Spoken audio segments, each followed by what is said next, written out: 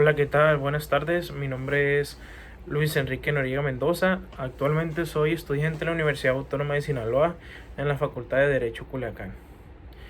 Bien, mire, a continuación les vengo a hablar de unos temas. Para iniciar me gustaría platicarles acerca de las acciones de las sociedades, los cupones y los bonos de fundador. Bien, ¿qué son las acciones? Las acciones vienen siendo las partes iguales en las que se divide el capital social de una sociedad anónima. Estas son poseídas por una persona, que la cual es la que recibe el nombre de accionista, y pues representan a la propiedad que tiene la persona de la empresa. ¿Esto qué quiere decir? Que es el porcentaje de la empresa pertenece al tal accionista. Estas sociedades anónimas tienen un registro de acciones. Las acciones pueden transmitirse con autorización, pues ya sea del consejo de administración, si es que sí se está pactando en el contrato social. Bien, hay varios tipos de acciones. Pues a continuación les quiero mencionar algunas, como por ejemplo son las acciones ordinarias, las acciones preferidas, las acciones de goce. Aquí las acciones de goce, estas son las que dan el derecho al socio a recibir anticipadamente el valor de las acciones sin que se espere la liquidación de la sociedad. También conocemos que al artículo 127 es el que habla de los títulos de las acciones que llevan adheridos los cupones. Aquí, la ley general de sociedades mercantiles, en el artículo 106, es la que establece como beneficios especiales a los fundadores de las sociedades las posibilidades de reservar lo que es un porcentaje de las utilidades obtenidas en el ejercicio social, siempre y no exceda el 10% de lo que es la utilidad anual. Aquí, ¿quiénes son los que se entienden o se conocen como socios fundadores? De acuerdo al artículo 103, si mal no recuerdo, son los quienes redacten y pues depositen en el registro público del comercio el programa con el proyecto de los estatutos cuando la constitución vaya a ser por suscripción pública. Aquí, pues los bonos de fundador, hay que recalcar que son muy importantes y mencionar los principales requisitos que deben contener, como por ejemplo es que tienen que tener nombre, nacionalidad y el domicilio del fundador. Debe ser muy claro y debe tener la expresión, debe de estar enmarcado que es un bono de fundador. Esto debe ser muy visible. Pues tiene que tener la denominación, domicilio, la duración, el capital de la sociedad y la fecha en la que se hizo, el número ordinario del bono, y la indicación del numeral de los total de los bonos emitidos. Tiene que tener también la participación que corresponda a lo que viene siendo el bono, que conforme en las utilidades y el tiempo en cuánto debe ser pagada. También debe de mencionar lo que son las indicaciones que es conforme a las leyes, pues deben contener las acciones, por lo que hace a la nacionalidad de cualquier adheriente del bono. Por último, también tiene que tener, y es muy importante, la firma autógrafa de los administradores que deben suscribir el documento conforme a los estatutos. Bien, la firma autógrafa, es decir, que debe estar firmada a puño y letra para que sea válido. Bien, también me gustaría hablarle un poco acerca de las obligaciones. Bien, las obligaciones, aquí es muy importante recalcar que las obligaciones mercantiles, ya que la materia que estamos viendo, pues se producen en el momento en el que se crea una relación jurídica. Si bien esto tiene que ser ante dos entes. Es decir, que cuando el deudor adquiere la obligación de prestar un servicio a la otra parte del contrato, es decir, al acreedor. La obligación es de carácter mercantil, dicho por la materia que se está viendo. Esta se origina pues a partir de un acto de comercio. Aquí las obligaciones son derechos, las responsabilidades derivados de los mismos actos que se han relacionado pues con la creación o con la transmisión de títulos de crédito. Aquí estas obligaciones son regidas por normas las cuales han establecidas en el artículo 2 de la ley, que es decir, cuando no se pueden ejercer o cumplir por separado el título. Las obligaciones son los derechos y las responsabilidades que surgen a partir pues de que uno como persona pues adquiere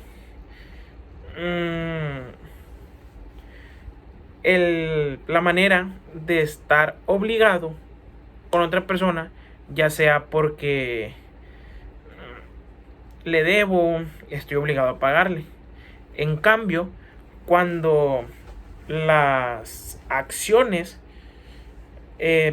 aquí en las acciones es cuando una persona pues adquiere acciones de una empresa. Este mismo, como se mencionó anteriormente, pues es un accionista y tiene los derechos y las responsabilidades pues asociados con la empresa en su participación.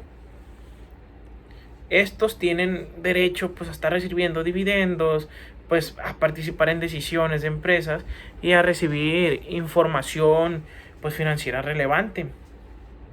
También en las obligaciones estamos refiriéndonos a lo que son los derechos y las responsabilidades de los títulos de crédito.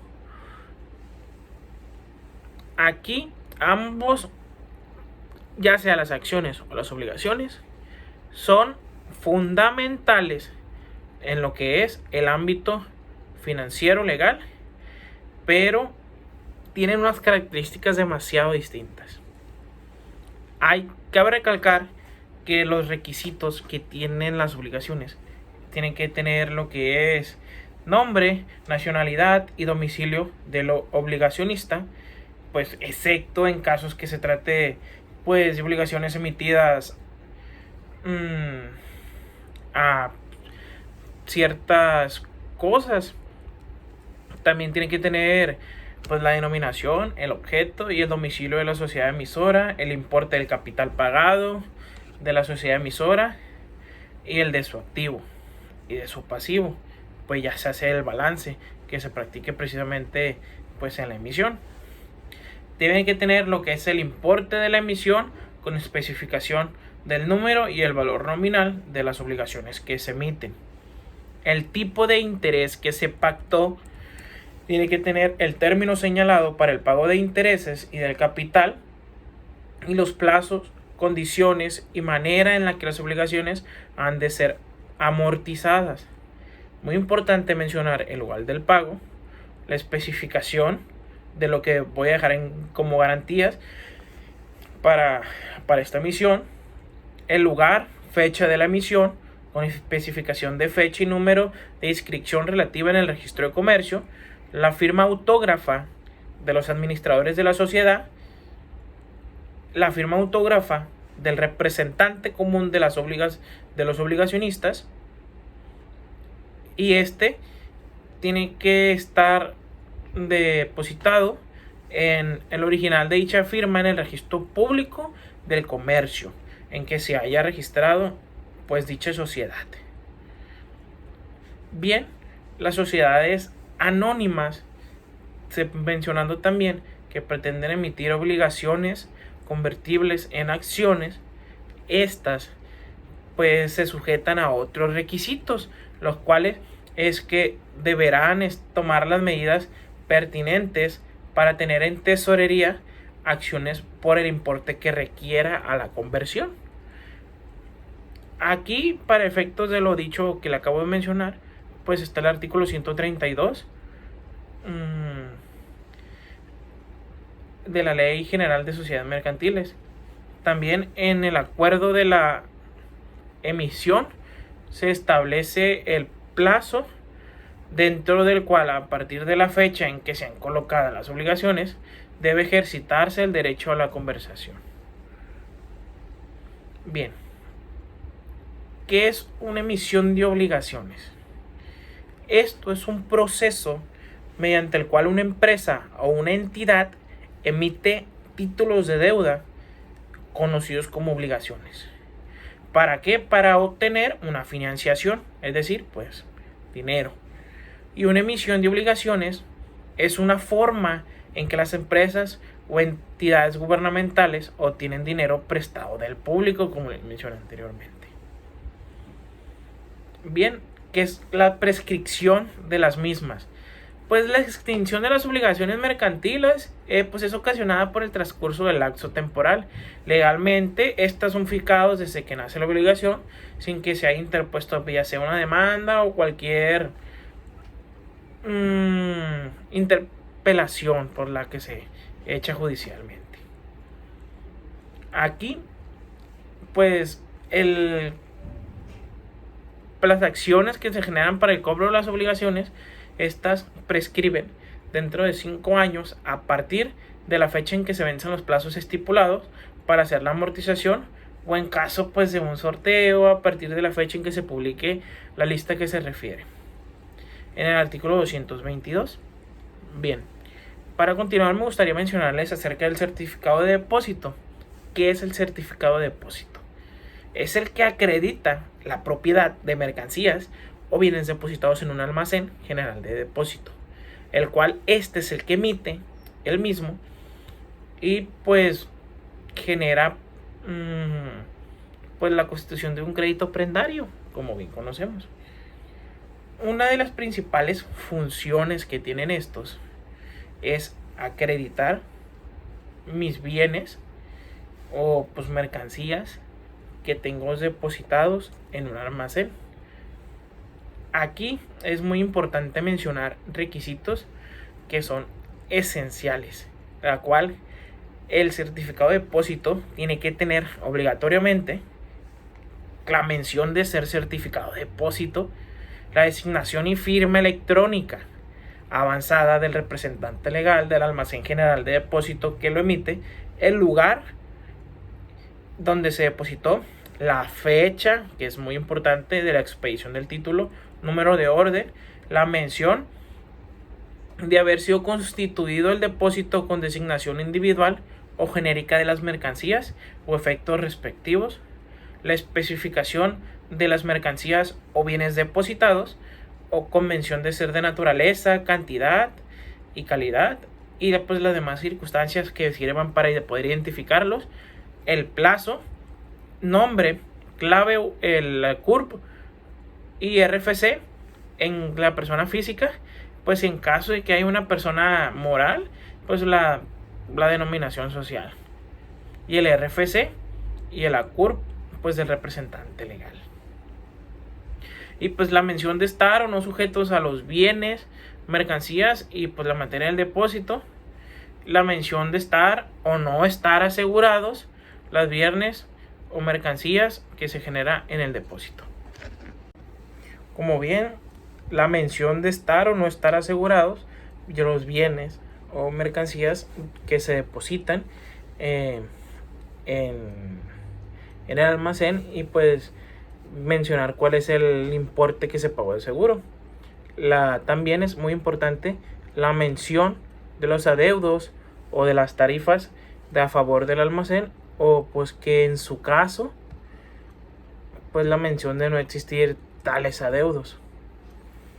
También es muy importante que las mercancías que se encuentran en bodegas propias, estas son habilitadas, arrendadas o recibidas en un comodato, o que la mercancía se encuentra en tránsito al almacén. La mención de que el certificado de depósito es negociable o no es negociable. También el nombre, la CURP, el RFC del beneficiario cuando se trate de persona física, o pues en caso de que haya un beneficiario y que sea persona moral, pues tiene que tener su denominación o razón social, RFC, CURP y del representante legal. Las reglas principales son que los certificados de depósito deberán de ser emitidos a favor del depositante o de un tercero. No pueden emitirse múltiples certificados de depósito que amparen los mismos bienes. ya que pues esto es una violación y pues esto estará sujeto al emisor del título de crédito o a las responsabilidades a las que haya lugar. Bien, hablando del dominio. Cuando estamos hablando del dominio, estamos hablando del tenedor legítimo, ya que este tiene pleno dominio sobre las mercancías o sobre lo que hay en el almacén de depósito, ya que este es el que tiene el certificado de depósito. Bien, aquí caducan las acciones. ¿Cuándo caducan? Cuando no se ha ejercido dentro de los 3 meses que sigan a la fecha de venta del bien depositado, ya que es al día de que los almacenes notifican al tenedor del certificado de depósito que la venta no pudo efectuarse, o bien al día en que los almacenes se nieguen que esa venta no puede efectuarse.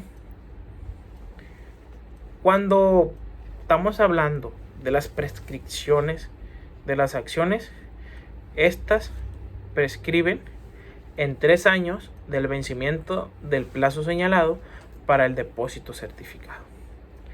Para continuar, mencionaré lo que es el bono de prenda. El bono de prenda es un título de valor que representa mercancías que se constituye en un escrito, el cual indica que existe un crédito prendario que recae sobre unas mercancías y se encuentran amparado en el bono de depósito, es decir, el bono de prenda. Este acredita la existencia de un crédito prendario constituido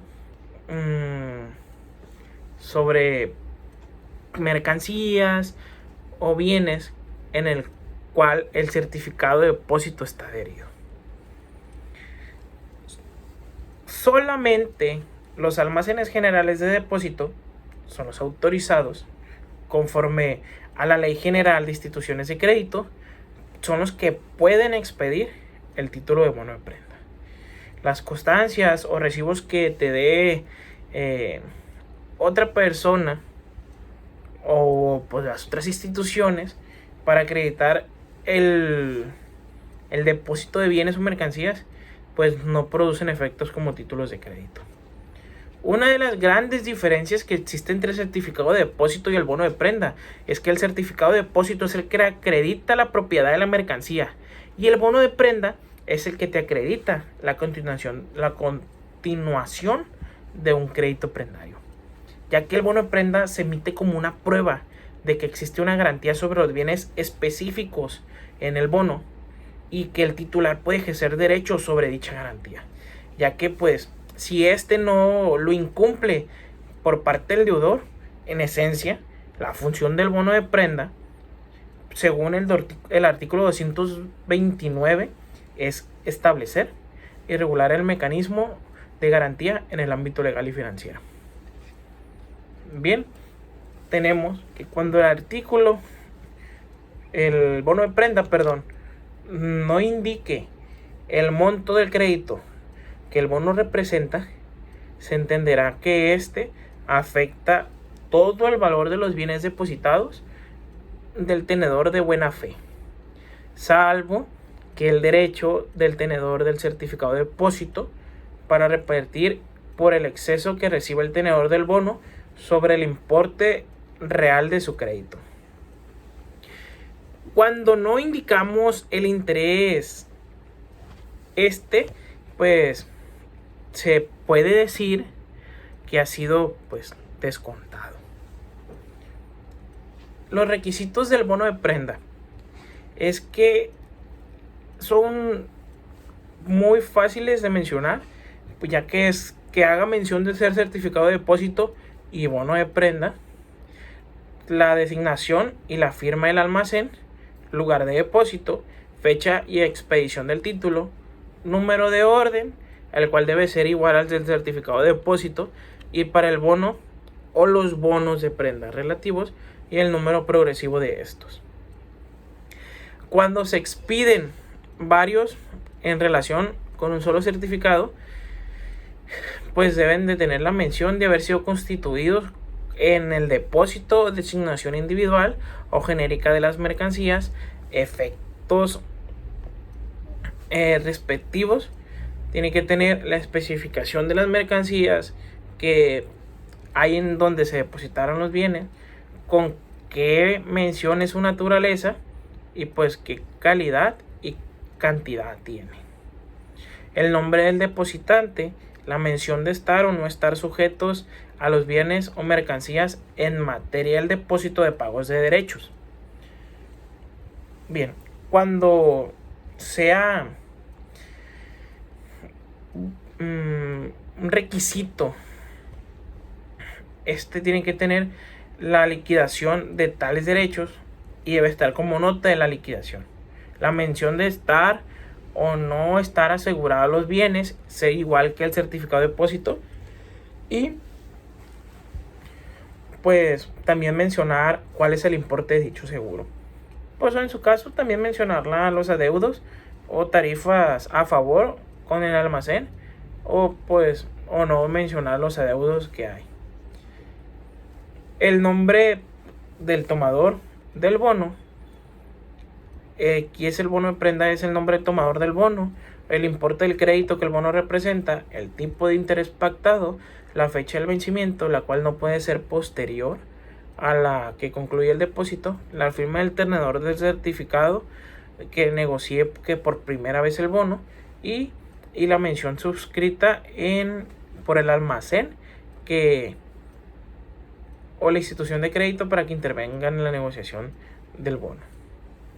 Bien, aquí hay una parte muy importante que me gustaría mencionarles, la cual habla sobre las acciones contra los endosantes y sus fiadores a ser realizadas por el tenedor del bono de prenda. Pues caducan. ¿Cuándo es que caducan? ¿Por qué razones caducan? Perdón.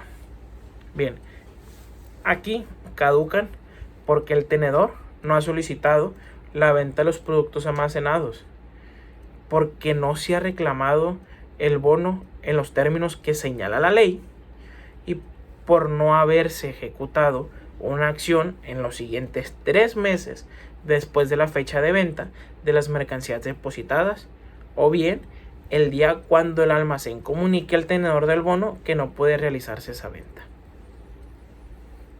Las acciones que proceden cuando el certificado de depósito para retirar las mercancías prescriben. ¿Cuándo?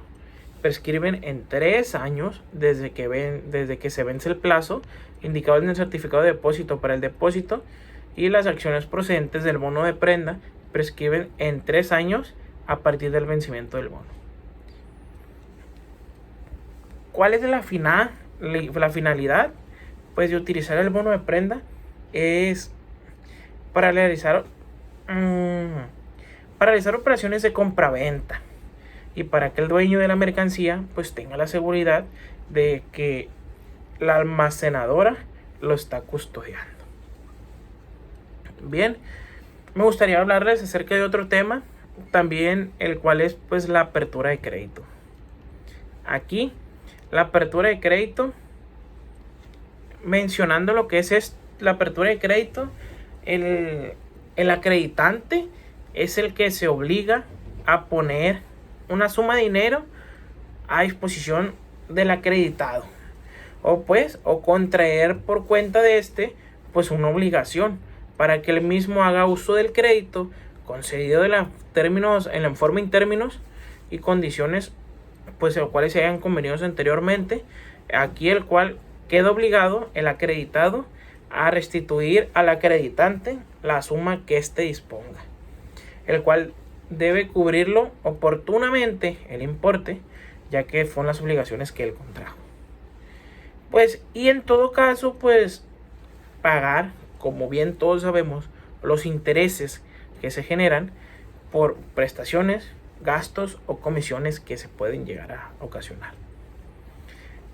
Aquí tenemos el artículo 299, el cual que establece que el otorgamiento de una transmisión, un título de crédito o de cualquier documento por el acreditado al acreditante como reconocimiento del adeudo que a cargo de aquel resulta en virtud de disposiciones que haga del crédito concedido no facultan al acreditante para descontar o ceder el crédito así documentado antes de su vencimiento, sino hasta que cuando el acreditado lo autorice a ello expresamente.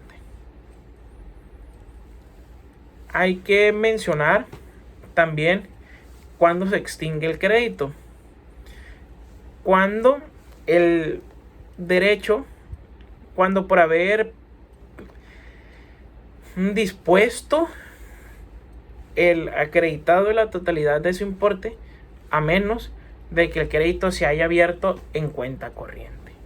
También que por la expiración del término convenido o por la notificación de haberse dado por concluido el contrato, por la denuncia del contrato que se haga en términos bien, y por falta o disminución de las garantías pactadas a cargo del acreditado ocurridas con posterioridad al contrato.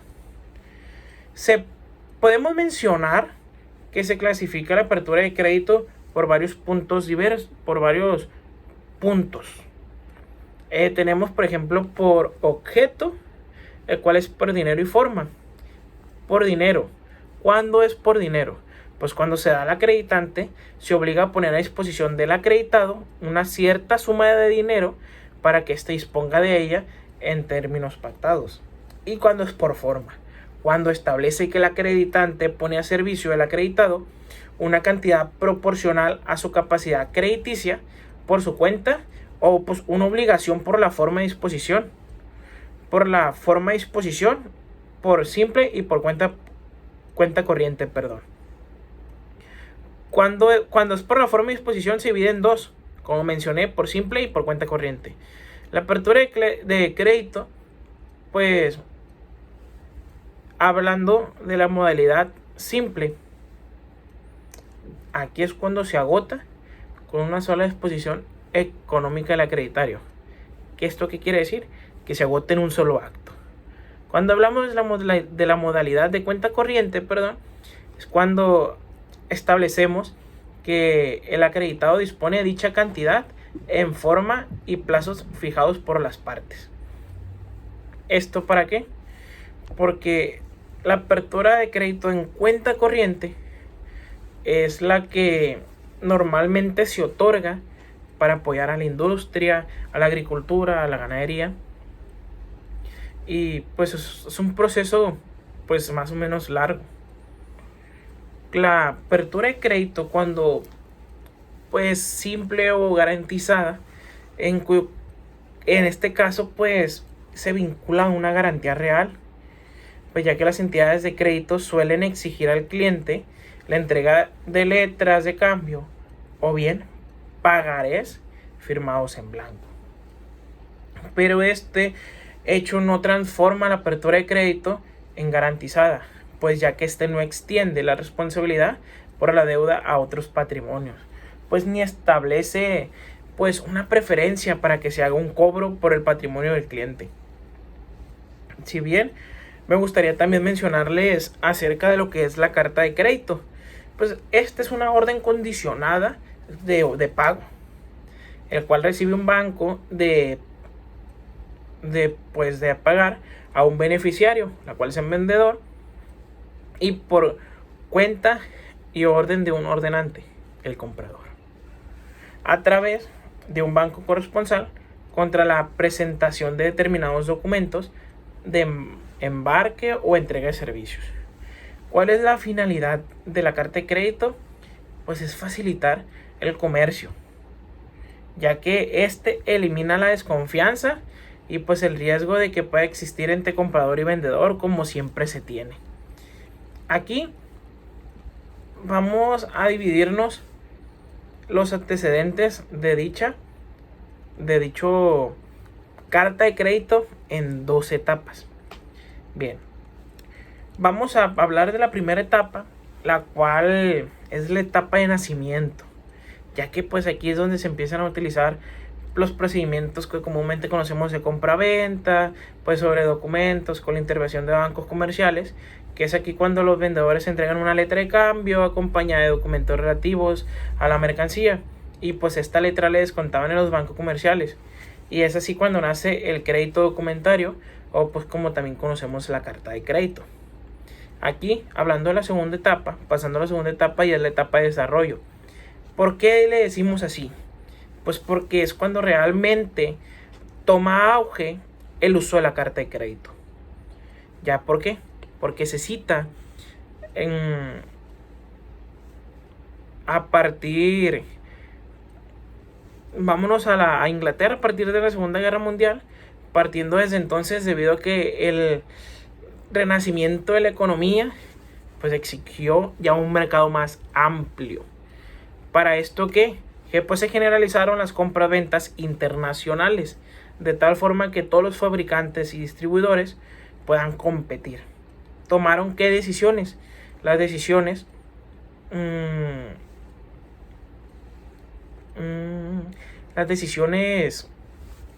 de que todos los fabricantes consideraran el adquirir materias o productos fabricados del exterior. ¿Por qué me fui hasta Inglaterra? Ya que en esa época, después de la Segunda Guerra Mundial, ¿qué predominaba?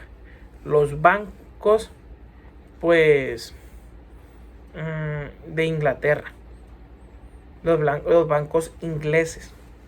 ¿Esto qué? Debido a la importancia que tenía la libra esterlina. Es decir, pues era la moneda que tenía mayor valor en eso entonces.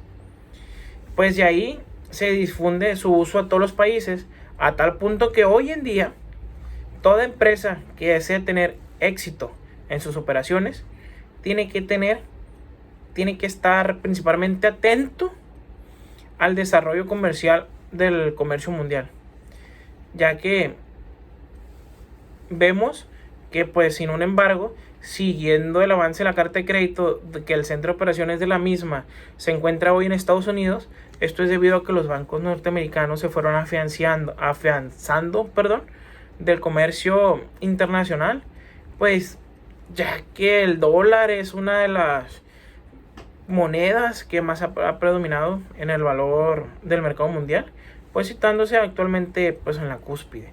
Cuando intercambio internacional se refiere, cuando hablamos de elementos personales para una carta de crédito, mencionando los elementos, pues es muy importante mencionar la entidad jurídica, la cual es el vendedor, pues o el beneficiario de la carta de crédito documentario, el candidato, el cual conocemos como comprador, que es el que pretende pagar la mercancía, el del dinero, y el beneficiario, el cual es el vendedor, que es el que recibirá el pago. El banco emisor es el que emite el crédito documentario y el banco avisador el que realiza la transacción pues en nombre del candidato. El banco emisor hay un examen de regularidad en los documentos, el cual es el que determina la diligencia conforme a la regla de cumplimiento estricto. ¿Qué debe hacer? Pues de recoger o rechazar los documentos en rígida alternativa según se adapten o no a los términos y condiciones del crédito documentario. Debe de reembolsar, pagar las comisiones y dejar de indemnizar a las instituciones de banco o corresponsales de las consecuencias derivadas del incumplimiento del encargo. Bien, debe enviar el original de la carta de crédito al beneficiario directamente por su banco corresponsal. También tiene el ordenante. ¿Qué obligación tiene? Pues como comprador, ¿qué obligación es lo que tienen todos los compradores? Pagar el monto del crédito, el cual se abrió en forma y las condiciones aceptadas por el banco. Y el beneficiario, ¿qué es la obligación que tiene el vendedor? Pues exigir el pago una vez que se hayan cumplido los términos y condiciones establecidas en las mismas. El banco corresponsal es el que debe confirmar la carta de crédito comprometiéndose con el beneficiario y el cual expide una nueva carta de crédito transcribiendo las mismas condiciones y conserva el original como título contra el banco ordenante para poder obtener el reembolso. Si bien doy por concluido ese tema, y me gustaría también mencionarles pues el fideicomiso. Este es un tema de mucha relevancia, ¿Por qué? Porque el fideicomiso es un contrato mediante la cual una persona física o moral, nacional o extranjera, afecta ciertos bienes o ciertos derechos para un fin lícito y determinado, en cual en beneficio propio o ya sea de un tercero, el cual encomendado a la realización de dicho fin a una institución fiduciaria, este fideicomiso no tiene por qué afectar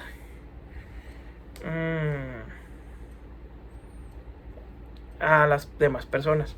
Pero bien, ¿qué es el fideicomiso? Esto no es una persona jurídica. ¿Por qué? Pues se trata de un contrato. Es decir, es un acuerdo de voluntades. Por lo que las responsabilidades solamente caen entre quienes lo celebran, los cuales son 3: fideicomitente, fideicomisario y fiduciario. El fideicomitente, ¿quién es? Es la persona física o moral que aporta al fideicomiso los bienes o los derechos de su propiedad, el cual es el que establece condiciones de administración y distribución. Fideicomisario, persona física o moral, nacional o extranjera, que recibe el beneficio del fideicomiso, y pues puede ser un propio fideicomitente o un tercero. El fiduciario es la institución fiduciaria que recibe en propiedad fiduciaria dichos bienes o el patrimonio del fideicometido. ¿Con qué misión? Solamente tiene la misión de cumplir las disposiciones establecidas por el fideicomitente. ¿Cuáles son los fines? Bien, es muy importante recordar que la función de una institución bancaria que participa en un fideicomiso es administrar los bienes que fueron aportados por el fideicomitente y de entregar al fideicomisario las ganancias que se han generado. Las instituciones fiduciarias pues son es la que indemnizan a los fideicomitentes por los actos de mala fe o en exceso de las facultades que les correspondan. Bien, me gustaría hablar sobre el descuento. ¿Qué es el descuento? Es un contrato unilateral en el que un cliente descontante se obliga a restituir la suma anticipada cuando no pague el deudor cedido. ¿Qué quiere decir? Que la banca solo asume la carga de evitar el perjuicio de crédito.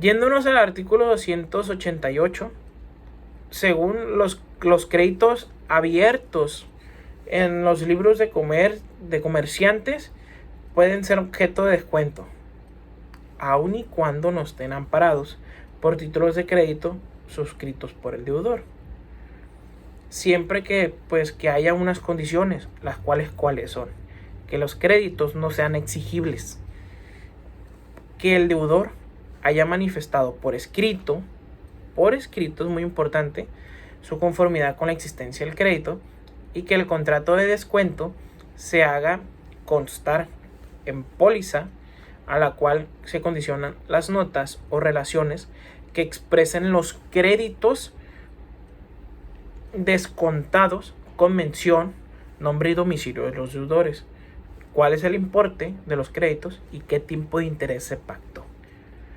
Que el descontario entregue al descontador letras giradas a la orden del mismo y a cargo de los deudores. El descontador no está a cargo, no está ni obligado ni a cargo a la presentación de una de sus letras para su aceptación o pago. Y pues este mismo solo puede usarlas en caso de que del descontatario lo faculte expresamente para efecto, o pues no entregue el descontatador pues a su vencimiento pues el importe de créditos respectivos. que del redescuento es muy importante que es una operación pasiva. Mencionar que es una operación pasiva en el que banco comercial, en el que una persona del banco pues entrega el derecho que tiene sobre un crédito a otro para recibir dinero. ¿Qué quiere decir? Que es descuento sobre descuento. ¿Para qué? Para generar dinero, para no generar pérdidas. Si bien, ya por último, pues me gustaría hablarles sobre el reporto. ¿Qué es el reporto? Es un acuerdo de venta y recompra. ¿Qué quiere decir? Que es donde la parte A vende títulos a la parte B con un acuerdo en el cual es legalmente y obligatorio que compre títulos equivalentes de la parte B por un precio convenido y en una fecha futura especificada, al bien hace el requerido. Bien, el reportador adquiere por una suma de dinero la propiedad de títulos de crédito y se obliga a transferir al reportado la propiedad de otros tantos títulos de la misma especie en plazo convenido y contra reembolso del mismo precio más un premio. Los sujetos que participan en el reporto, ¿quiénes son? Reportador y reportado. El reportador es quien adquiere los títulos de crédito y paga su precio para que en un plazo que transcurra el cual ya ha sido pactado, entrega los títulos de la misma especie a quien se lo transmitió. Y el reportado es la persona que originalmente transmite los títulos de crédito, el cual posteriormente recibe otros tantos títulos pagando un premio. ¿Qué quiere decir? Que el reportador es el que te da el dinero a cambio de que tú le entregues una parte de tu empresa. Y bien, el reportado es la empresa la cual le va a comprar al reportador nuevamente la parte de su empresa, pero ahora se la va a comprar por el mismo precio, pero dado a que él primeramente le dio el dinero en un principio, ella está obligada a darle un premio, ya sea pues en efectivo, el valor ellos mismos lo estipulan. Como bien se mencionó, pues es una operación de compra y venta en el cual es de corto plazo. El reportador hay que constar por escrito en el cual expresa el nombre completo. El reporto, es por escrito. Expresa el nombre completo del reportador y del reportado, la clase de títulos cuál se van a dar dado pues en reporto y pues datos necesarios para que se identifiquen. El término debe ser fijado para el vencimiento de la operación. El precio y el premio, pues como le mencioné, son partados o la manera pues para calcularlos. Cuando falte el plazo señalado expresamente, el reporto se entenderá que ha pactado para liquidarse en el último día hábil del mismo mes en que la operación se celebre. Cuando no se ponga un plazo, se va a pactar y se va a tener por estipulado que el último día hábil del mes, ese día va a vencer, se va a liquidar. Y pues a menos de que haya sido después del día 20 del mes, pues ya se tiene por último día hábil el siguiente mes. Aquí en ningún caso el plazo del reporto se puede extender más de 45 días. Si el primer día hábil siguiente de la expiración del plazo en que el reporto pues ha sido mencionado se debe liquidar, ya que el reportado no liquida la operación ni extra prórroga. pues ya que se tiene por abandonada. Y pues ahí el reportador, ahora sí, puede exigir desde ese momento, pues el pago de las diferencias que resulten a su cargo. Si bien de mi parte ha sido todo, espero que pues les haya sido útil esta información. Les agradezco que hayan visto mi video, que tengan un excelente día.